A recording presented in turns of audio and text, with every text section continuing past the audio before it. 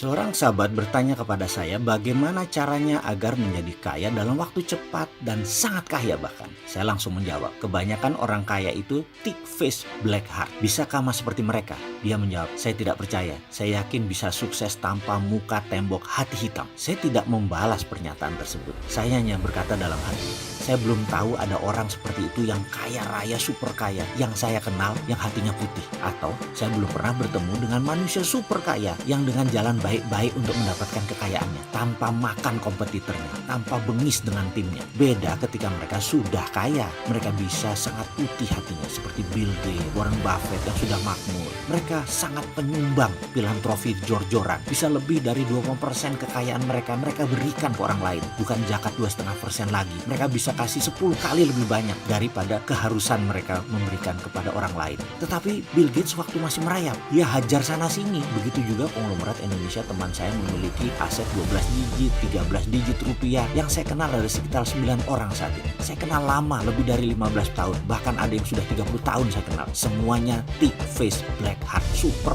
pelit urusan duit. Dan kejam. Deal dengan mereka makan hati, tough, sangat demanding, push hard, menekan sekali. Dalam agreement berlapis-lapis, saling ngunci. Banyak poison pill-nya bahkan di dalam agreement tersebut. Kalau yang milioner 9 digit, 10 digit, nah ini macam-macam. Dari yang sangat santun hingga yang lebih parah raja tega. Dari bilioner juga ada. Dari yang gak ada catatan, pembukuan. Dari yang sangat percayaan, lembut hati, tutur kata sopan, sangat spiritual, dan orangnya menyenangkan banyak kalau 9 digit, 10 digit. Tapi sekali lagi, kalau bilioner 12 digit ke atas, teman saya atau mitra saya, semuanya asshole. Tapi secara teman mereka baik loh. Ini bicara kalau kita berbisnis, bermitra atau kerjasama. Sekali lagi, kalau berteman, kalau bermain, ya kita mau apa dilayani. Nah iya mereka atau kebutuhan transportasi private jet mereka kita tumpangi. Dan kita bawa sekeluarga sekalipun atas undangan mereka, mereka pelayanannya super royal. Tapi kalau kita butuh private jet mereka secara bisnis, mau pinjem jangan harap ada harga spesial. Kalau sewa pun bisa 2 kali dari harga sewa pesawat pada umumnya. Mending sewa yang umum aja deh, rese dengan mereka.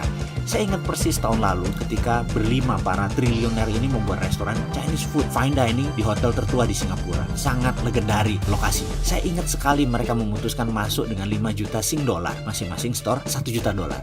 Deal ini terjadi di depan mata saya. Lalu mereka store ke sebuah rekening. Dan ada satu yang memutuskan store-nya lusa. Itu mereka berdebat kencang di depan saya. Kalau lu store lusa, gue store lusa juga. Mending tahan 2 hari duit gue, lumayan bunganya. Itu sebuah kalimat yang sangat spesifik. Dan akhirnya sepakat semuanya store-nya lusa.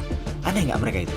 Berapa sih bagi mereka bunga bank 2 hari? Kecil sekali tapi tetap saja hitung-hitungan. Dan ketika mereka akan ke Singapura, mereka berangkat sendiri-sendiri. Yang 2 punya private jet dan dia tidak ajak teman mereka gabung berangkat. Karena mereka hitungan banget. Karena itu masuk cost, masuk investasi capex versi pribadi. Mereka pisahkan banget antara pribadi, bisnis pribadi dengan pertemanan. Benar deh, capek main dengan mereka. Tapi itulah mereka yang saya tahu. Saya kenal 5-limanya sejak dari kampus dulu, 30 tahun yang lalu. 2 dari mereka anak konglomerat Melayu kenamaan nasional zaman Pak Harto. Yang 3 triliuner baru ayah mereka. Yang 3 lumayan lah, 10 digit mah ada. Tapi yang menjadikan 13 digit ya generasi mereka itu. Jadi menjawab pertanyaan sahabat yang ingin super kaya 12 digit, 13 digit dengan cara tidak muka tembok hati hitam, saya mohon diajari. Pengen banget saya seperti itu, karena saya cukup lumayan buruk juga dalam hal bisnis, sangat tegaan. Salah banget nih saya, maaf ya, saya juga masih belajar jadi orang baik. Orang sontoloyo kayak gini kok mau kasih pelajaran kebaikan.